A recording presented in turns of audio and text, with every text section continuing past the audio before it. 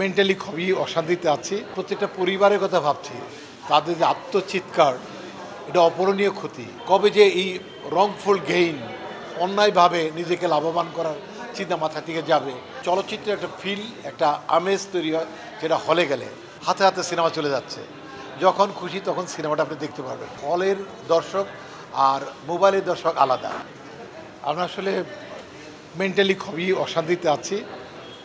সম্প্রতি যে বিমান দুর্ঘটনা হয়েছে, এটা নিয়ে আমরা খুব ট্রমাটাইজ হয়েছিলাম, অসুস্থ হয়ে পড়েছিলাম।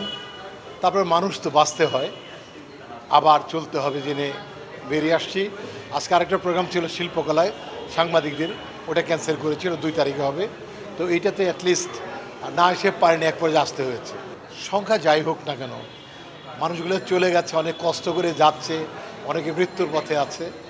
তাদের সবার জন্য অনেক কষ্ট হচ্ছে, দুঃখ পাচ্ছি। আর প্রত্যেকটা পরিবারের কথা ভাবছি। তাদের যে আত্মচিৎকার, এটা অপূরণীয় ক্ষতি।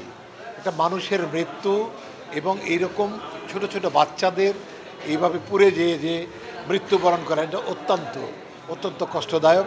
তবে অ্যাকুরেট চিত্র চলে আসবে, আপনাদের ফাঁকি কেউ দিতে পারবে না। কারণ যখন প্রত্যেক জেলায় জেলায় অনুসন্ধান চালানো হবে যে এই জেলায় কয়জন ছিল, তখন আসল চিত্র বেরিয়ে আসবে। কেউ হাইড করে একটা লাভ কী? যারা মারা গেছে তাদের স্বীকৃতি, মৃত্যুর স্বীকৃতি তো সবাই চাই, দেয়া উচিত আমি মনে করি। এটা এই চরিত্র আমাদের আছে বাঙালিদের। মানুষ মারা যাচ্ছে আর একটা পানির বোতল সে 200 টাকা বিক্রি করতেছে, এরকম নৌকাতেও ভাড়া নেয়, এরকম ডবল, রিক্সাতেও ডবল ভাড়া নেয়। এই মেন্টালিটি আমাদের মধ্যে আছে বিধায় আমরা এত পিছিয়ে পড়েছি। কবে যে এর থেকে আমরা মুক্তি পাবো, কবে যে এই রংফুল গেইন, অন্যায়ভাবে নিজেকে লাভবান করার চিন্তা মাথা থেকে যাবে, সেই প্রতীক্ষায় আমি আছি। অন্তত আমার কাছে মনে হচ্ছে তারা অমানুষ যারা এই কাজটি করেছে। সেটাই আমি ওয়েট করছি। আমি মানুষ হব কবে, আমরা কবে মানুষ হব? আমাদের মানুষ হইতে হলে আসলে আমাদের নিজের কাছে ফেরা উচিত। প্রত্যেকেই যদি নিজে নিজে ভালো হয়ে যায়, তাইলে মানুষ হওয়া যাবে। আমরা অলরেডি এর মধ্যে একটা করেছি, 2 দিন আগে একটা দোয়া খায়ের করেছি। আবার আমরা অফিসিয়ালি চমৎকার করে আপনাদের জানিয়ে করব। আমার তো মুভি 3টা মুভি একদম ডান, ডাবিং হচ্ছে একটার, আর 2টো সেন্সারের জন্য জমা দিচ্ছে। আর ওয়েব সিরিজ করতেছি, কতগুলো ওয়েব সিরিজ যাচ্ছে। একটি বঙ্গতে একটা ওয়েব সিরিজ শুরু হবে নেক্সট উইক থেকে, পুলিশ স্টেশন, এটা আমি সেন্ট্রাল ক্যারেক্টার করেছি। এবং কাগজের বউ ওটিটিতে যাচ্ছে এখন, পরিমণি এবং আমার, এটা বঙ্গতে হিট লিস্টে আছে। আর আপনার মুক্তি পাচ্ছে খুব সহসাই কিশোরী একটা মুভি, এটা এই আগামী মাসে মুক্তি পাবে। আর মাহি আর আমি একটা মুভি করেছি, অফিসার ইনচার্জ, এটা ঈদে আসবে। পেয়েছে, হলে তো পেয়েছেই, আবার মানে রাইট, আবার ওটিটি কিনে নিয়েছে।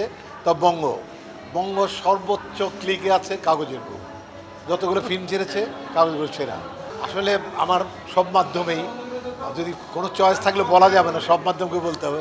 যেমন আপনারা নিউজ দেখাচ্ছেন, আগে নিউজ পড়তাম, এটা ডিফারেন্স। হাতে হাতে আমরা এখন হাতে যখন মোবাইল পেয়ে যাই, তখন আর সিনেমা হলে যাওয়ার খুব একটা প্রয়োজন হয় বলে মনে হয় না এরকম।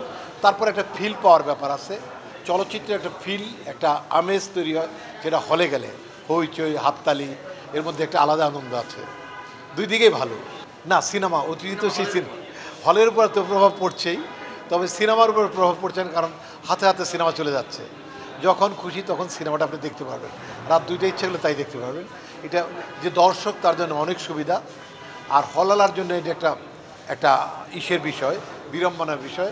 তবে আমার মনে হয় যে হলের দর্শক আর মোবাইলের দর্শক আলাদা। হলে ইয়াং স্টার যারা আছে তারা যায়, এবং খুব সিনিয়র মানুষ যায়, এবং বিজ্ঞ যারা, তারা হলে যেয়ে দেখে।